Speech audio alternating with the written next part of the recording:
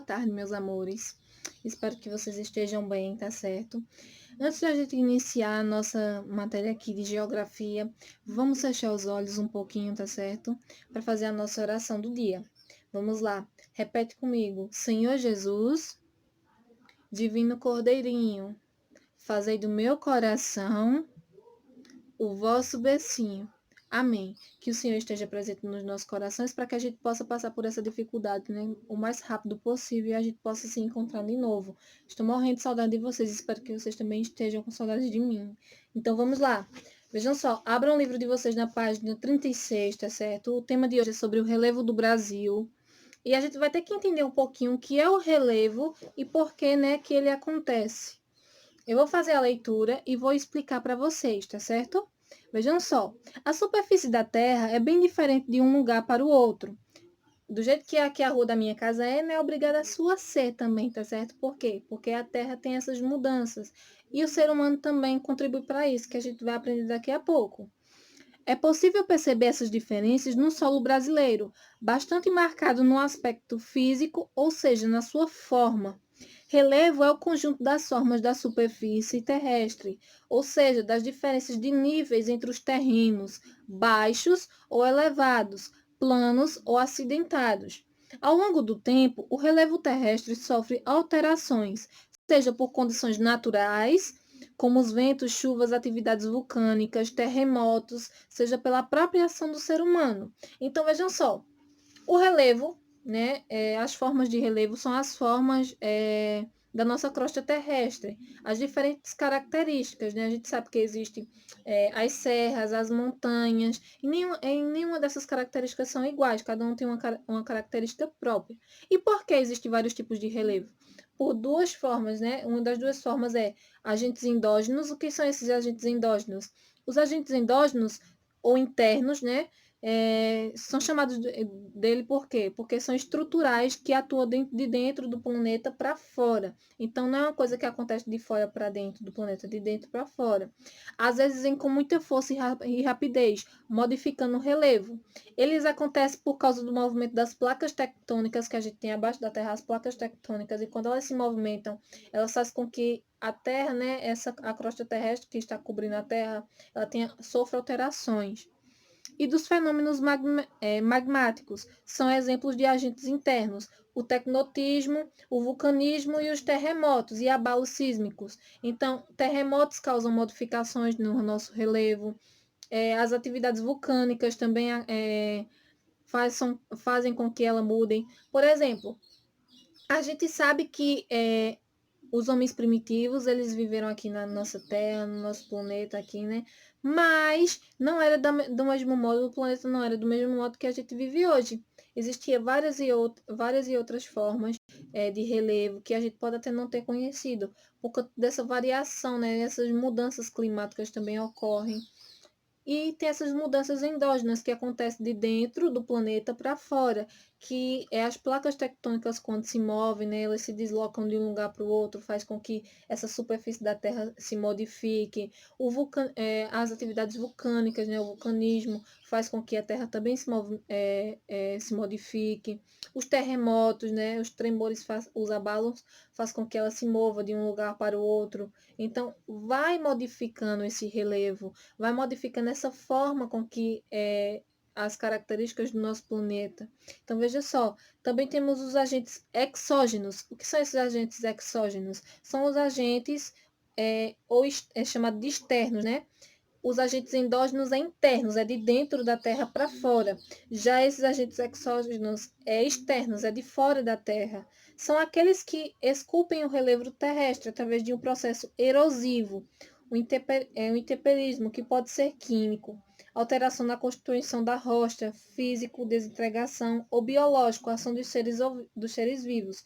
Então, vejam só, o vento, a chuva, o sol, tudo isso modifica também o nosso relevo, tá certo? E também nós, seres humanos, os modificamos. Quando a gente constrói ou destrói, né, muitas vezes. Então, a gente faz com que o nosso relevo modifique-se, tá certo?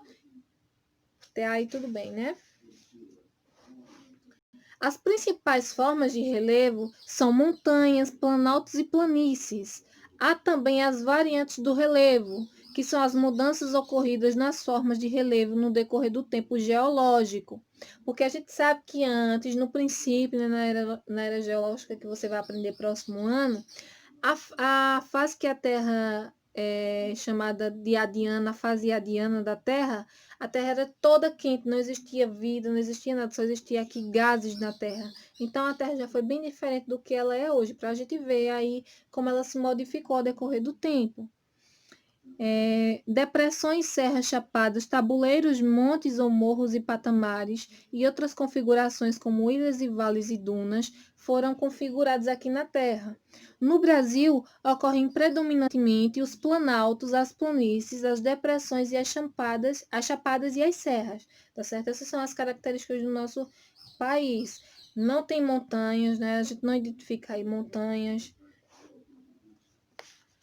Na página 37, a gente vai ter os exemplos aí.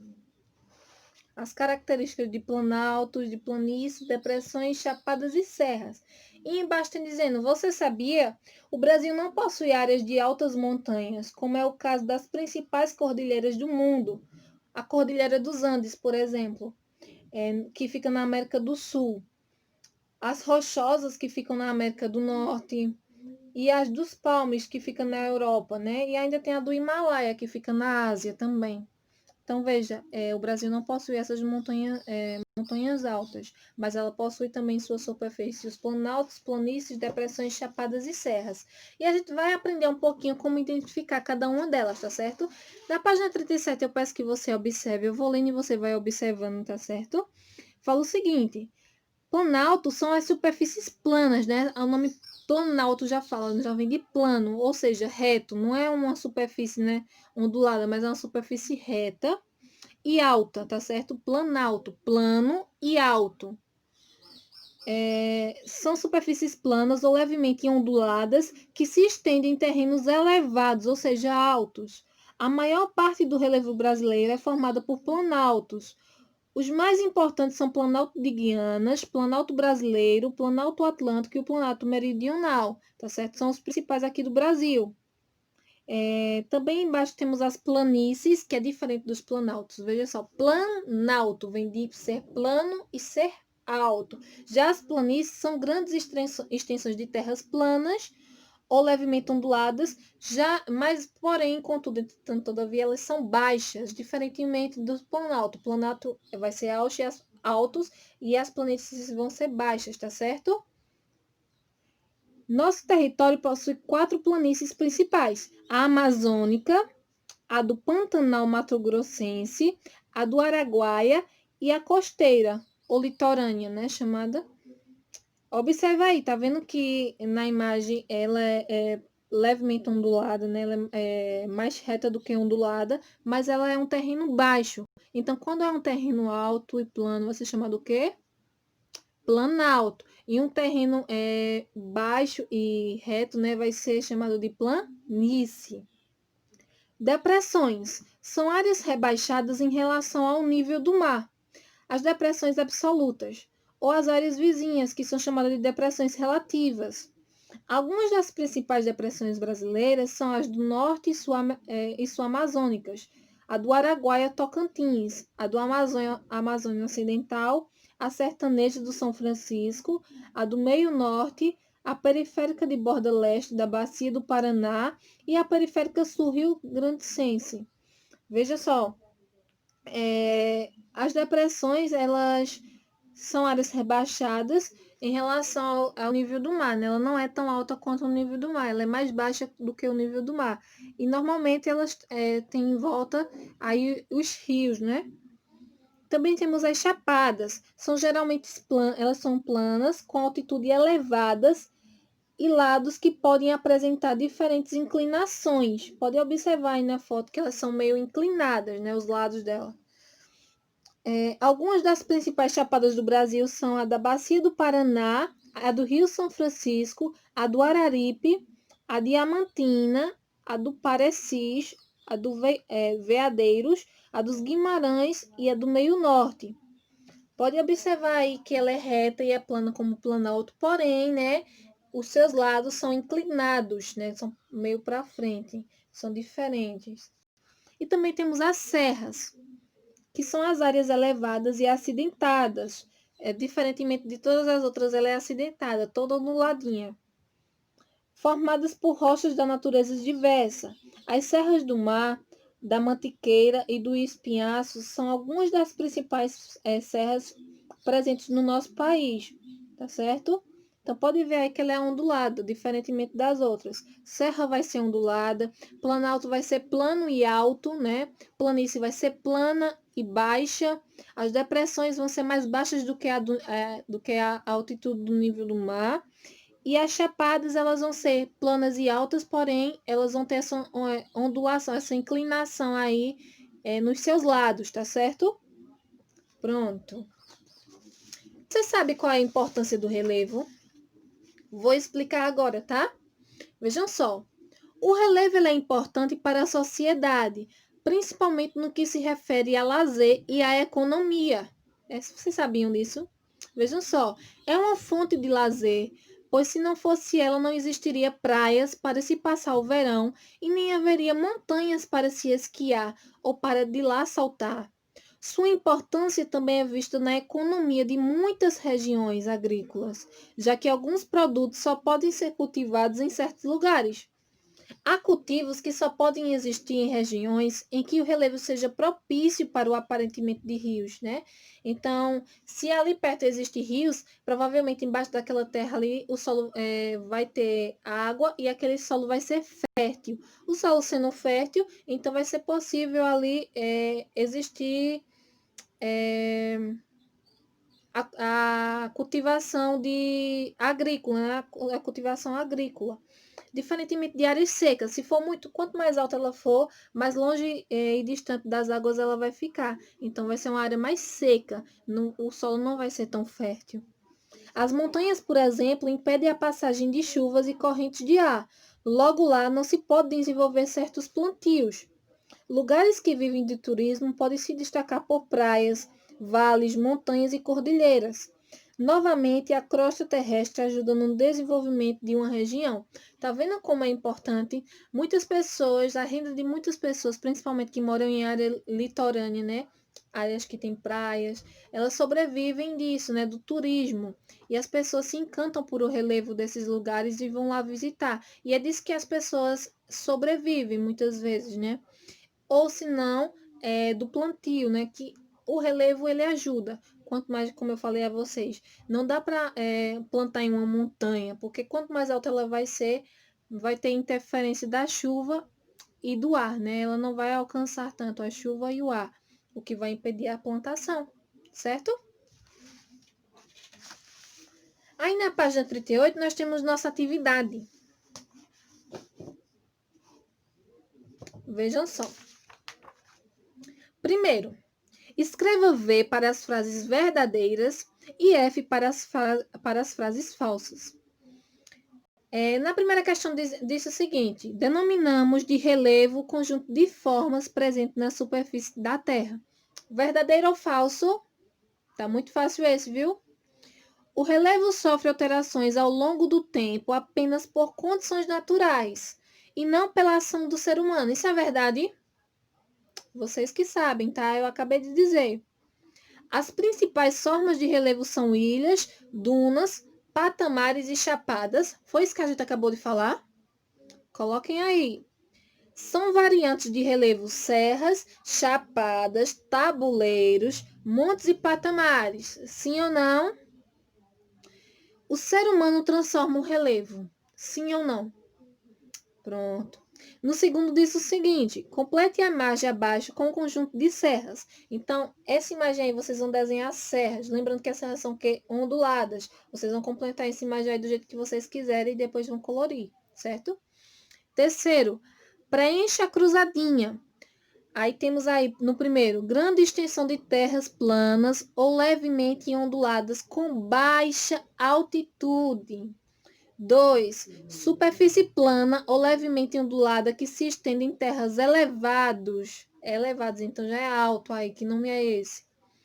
Área geralmente plana, com altitude elevada e lados que podem apresentar diferentes inclinações. Área elevada e acidentada formada por rochas da natureza diversa. E área rebaixada em relação ao nível do mar ou às áreas vizinhas. Quarto, desembaralhe as letras e descubra palavras relacionadas ao relevo. Então, vocês vão desembaralhar aí as letras e vão descobrir que palavras são essas aí, tá certo? Página 39.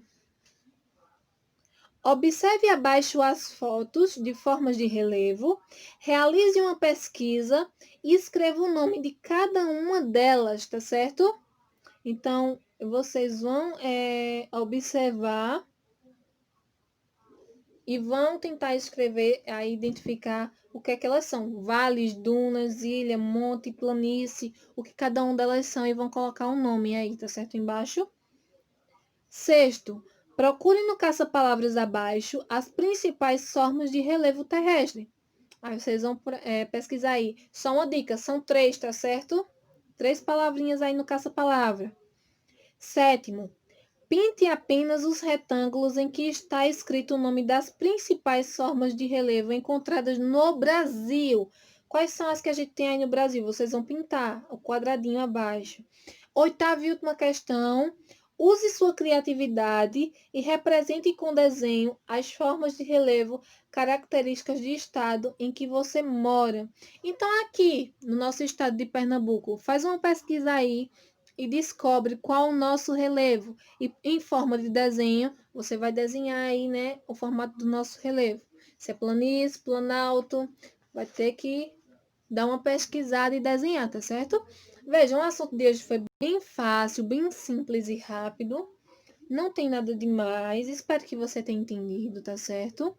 Qualquer dúvida, pode mandar mensagem para mim, dizer a questão que está com dúvida, em que está com dúvida, que a gente vai esclarecer, tá certo? Pode também voltar o vídeo, né, para esclarecer qualquer coisa. Não é muito conteúdo, como eu falei anteriormente. Falamos sobre o relevo do Brasil, a sua importância, né, que ajuda na economia, que ajuda a muitas pessoas a sobreviverem com áreas de turismo, de pesca até, de plantações. Também falamos sobre quais são os relevos do nosso Brasil, que está na página 37, e que aqui no Brasil, uma curiosidade, que aqui no Brasil não tem montanhas altas, né, como em outros países, em outros lugares, e a atividade está bem fácil, qualquer questão que esteja com dúvida, pode tirar a foto e me enviar, ou dizer qual é a questão, tá certo? Beijo, estudem, tá certo? Dúvidas é só me procurar. Até mais.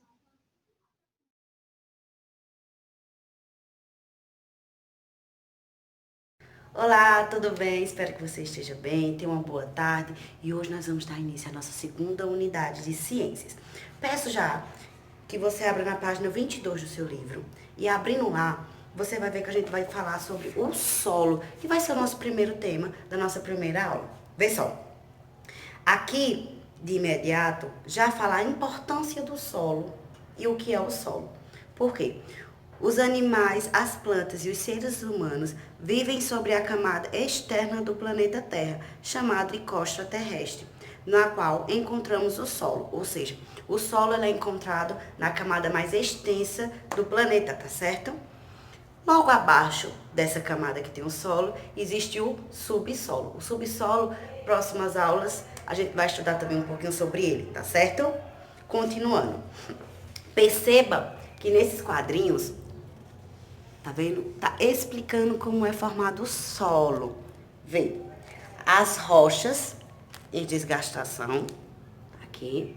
Aí com isso, aí vem os animais. Aqui, os animais. Quando os animais morrem, eles também ajudam através do solo. Ou seja, o solo ele é formado por rochas, por vegetais e por animais mortos. Ao que acontece com tudo isso, tia? Calma que eu não estou entendendo. Bem, tudo isso ajuda. Aí as rochas elas se quebram também em pequenos pedacinhos e com isso é formado o solo. Tudo isso aqui dessas imagens é que forma o nosso solo, certo? Ou seja, animais mortos, vegetais e rochas, tá bom? Esse aqui é formado o solo. O solo, ele é muito importante, pois é através dele que a gente pode construir e muito das coisas que nós comemos são plantadas através dele. Mas o que acontece? Muitas vezes a gente não cuida tão bem do solo assim, sabe por quê? Existem três coisas que prejudicam muito o nosso solo, que é a erosão. E o que é a erosão?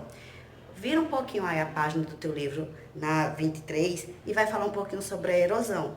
E eu acho interessante que fala o seguinte: esse processo provoca o desgaste da camada superficial do solo, ou seja, a erosão, ela forma um desgaste superficial do nosso solo, ok? E existe também a desmatação, ou seja, você tirando as árvores dessa forma, está prejudicando também o nosso solo. Por quê? E fazendo o desmatamento, a gente vai deixar o solo exposto. Exposto a quê? Vamos ver? Processo a ocorrência de enxurradas, tá? Desculpa. Pois as raízes das árvores ajudam a fixar a terra, protegendo o solo das chuvas e dos ventos fortes. Tá bom? Tá vendo como é? Vejam, o tão grande é o problema do desmatamento. As árvores ajudam também na respiração do ser humano. Ajuda também a embelezar o meio ambiente, não é verdade? E ajuda também o nosso solo. E sem o nosso solo, a gente não vai conseguir plantar, a gente não vai ter um solo de qualidade, não é verdade? E também tem as queimadas. Vê, as queimadas também elas prejudicam muito o meio ambiente. E prejudicando o meio ambiente e o local, com as queimadas, o solo morre. Por quê? Porque morrem todos os bichinhos que moram naquele solo. Com isso, o solo acaba morrendo.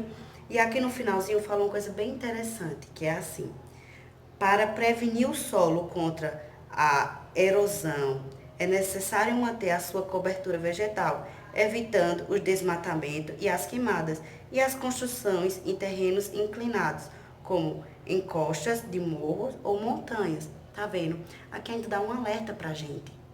A gente tem que evitar isso. Pra gente evitar essa erosão, pra gente evitar tudo isso, a gente precisa parar de desmatar e das queimadas. A gente sabe que é o que os homens mais fazem hoje em dia, não é verdade? Só que a gente tem que ter a consciência que isso vai prejudicar o nosso solo. E prejudicando ele, a gente não vai ter um solo de qualidade para a plantação. Não é verdade? Ó, eu tenho uma surpresa para vocês. Próxima aula, a gente vai falar um pouquinho sobre o subsolo e sobre como ter cuidado com o solo. Sabe por quê?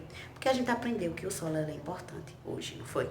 A gente também aprendeu o que não fazer para prejudicar o solo. Mas como é que a gente pode fazer para cuidar? Já que tem tantas coisas que estão prejudicando o solo, não é verdade? Próxima aula a gente vai estudar sobre isso, tudo bem? Espero que sim. Agora, eu vou me despedir de você, tá bom? Ó, um beijo. Peço que você fique com Deus. E na próxima aula a gente vai estudar um pouquinho sobre ter os cuidados com o solo, tá bom? Obrigada.